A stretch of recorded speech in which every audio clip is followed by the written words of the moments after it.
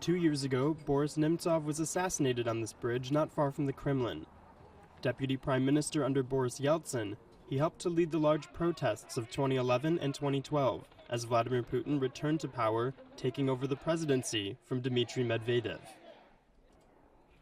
But today, ahead of the 2018 presidential election, the political opposition is divided and greatly weakened. In 2006, Alexander Litvinenko, a Putin opponent, died of exposure to polonium-210 in London.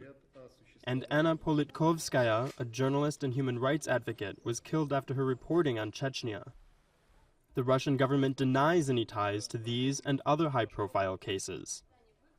Other critics of the regime, like Mikhail Khodorkovsky, who was an oligarch head of an oil and gas company, have found themselves behind bars. After spending 6 years in prison for tax evasion, in 2013 Khodorkovsky went into exile abroad and funds a Russia-focused human rights NGO from Switzerland.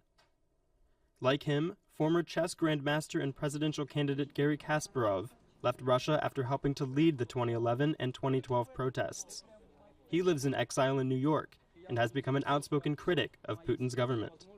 I'm no friend of any dictator, whether he runs Russia or any other country. And I believe that these dictators now, they're fighting the free world because at a time, of global communication, they have no other choice but to continue this confrontational policy to justify their endless stay in power. Dissent in Russia has become increasingly difficult. Besides intimidation of the media, a 2015 law allowed the government to shut down foreign-funded NGOs. Close to 150 have been placed under surveillance and 27 have been closed. But despite the tough political climate, some opposition leaders like presidential candidate Alexei Navalny have chosen to stay. The authorities will try whatever they can to prevent me from winning.